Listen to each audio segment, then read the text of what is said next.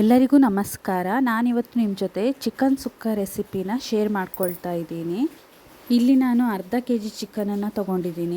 1 ಹಿಡಿ ಒಣಮೆಣಸು, 2 table spoon ಕೊತ್ತಂಬರಿ, 1 spoon ಜೀರಿಗೆ, ಅರ್ಧ ಸ್ಪೂನ್ ಕಾಳು ಮೆಣಸು, 1/4 ಚಮಚ ಮೆಂತೆ, 4 ಲವಂಗ, 1 ಇಂಚು ಚಕ್ಕೆ, ಅರ್ಧ ಹೋಳು ತೆಂಗಿನಕಾಯಿ, 1 ಮುಷ್ಟಿ ಕರಿಬೇವು, 1 ಗೆಡ್ಡೆ ಬೆಳ್ಳುಳ್ಳಿ, 1 ಈರುಳ್ಳಿ, 1 ಇಂಚು ಶುಂಠಿ ತೊಗೊಂಡಿದ್ದೀನಿ.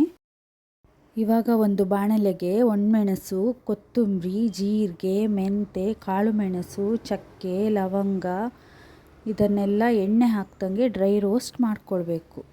ಇದೆಲ್ಲ ನೀಟಾಗಿ ಫ್ರೈ ಆದಮೇಲೆ ಒಂದು ಸ್ವಲ್ಪ ಕರಿಬೇವು ಹಾಕಿ 1-2 ನಿಮಿಷ ಫ್ರೈ ಮಾಡಿ ಇದನ್ನೆಲ್ಲ ತಣ್ಣಗಾಗಲಿಕ್ಕೆ ಬಿಡಬೇಕು.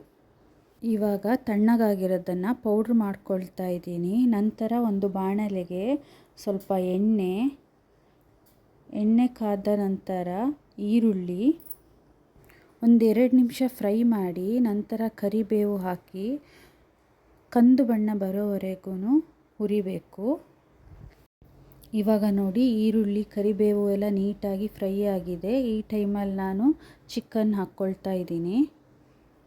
ಚಿಕನ್ ಹಾಕಿದ ನಂತರ 1 ಸ್ಪೂನ್ ಅರಿಶಿಣ, ರುಚಿಗೆ ತಕ್ಕಷ್ಟು ಉಪ್ಪು ಹಾಕಿ ನೀಟಾಗಿ ಮಿಕ್ಸ್ ಮಾಡಿ ಬೇಯಲಿಕ್ಕೆ ಬಿಡಬೇಕು. ಇವಾಗ ನೋಡಿ ಒಂದು 5 ನಿಮಿಷ ಆಗಿದೆ. ನಿಂಬೆಹಣ್ಣು ಹಿಂಡ್ಕೊಳ್ತಾ ಇದ್ದೀನಿ. ನನಗೆ ಮೊದಲೇ ನಿಂಬೆಹಣ್ಣು ತೋರಿಸ್ಲಿಕ್ಕೆ ಮರ್ತೋಯ್ತು.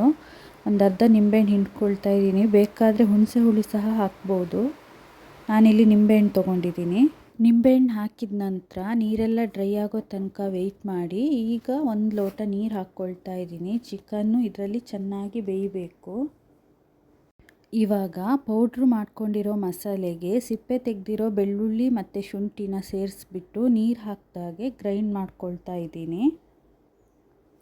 ಈ ರೀತಿ ಪೌಡ್ರ್ ಮಾಡ್ಕೊಂಡಿದ್ದೀನಿ. ತುಂಬ ನಯಸ್ಸಾಗೇನು ಪೌಡ್ರ್ ಮಾಡ್ಕೊಳ್ಳೋ ಅವಶ್ಯಕತೆ ಇಲ್ಲ.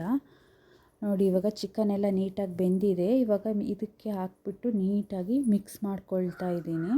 ಈಗ ನೀಟಾಗಿ ಮಿಕ್ಸ್ ಆಗಿದೆ. 10 ನಿಮಿಷ ಇದನ್ನು ಬೇಯಲಿಕ್ಕೆ ಇಡ್ತಾ ಇದ್ದೀನಿ. ತೆಂಗಿನಕಾಯಿಗೆ ಕರಿಬೇವು, ಅರಿಶಿಣ ಹಾಕಿ ಒಂದು 5 ನಿಮಿಷ ಫ್ರೈ ಮಾಡಿ ಅದನ್ನು ಮಿಕ್ಸಿಗೆ ಹಾಕಿ 1 ರೌಂಡ್ ಪಲ್ಸ್ ಮಾಡಿ ಇಟ್ಕೊಂಡಿದ್ದೀನಿ. ನೋಡಿ ಈಗ ಚಿಕನ್ ಸಹ ಬೆಂದು ರೆಡಿಯಾಗಿದೆ. ಇದಕ್ಕೀಗ ಕಾಯಿ ತುರಿನ ಮಿಕ್ಸ್ ಮಾಡ್ತಾ ಇದ್ದೀನಿ. 1 ನಿಮಿಷ ಹಾಗೆ ಬಿಟ್ಟಿದ್ದೆ. ಇವಾಗ ನೋಡಿ ಚಿಕನ್ ಸುಕ್ಕ ರೆಡಿಯಾಗಿದೆ. ಈ ರೆಸಿಪಿ ಇಷ್ಟ ಆಗಿದ್ದರೆ ಪ್ಲೀಸ್ ಲೈಕ್ ಮಾಡಿ, ಶೇರ್ ಮಾಡಿ, ಸಬ್ಸ್ಕ್ರೈಬ್ ಮಾಡ್ಕೊಳ್ಳಿ. Thanks for watching.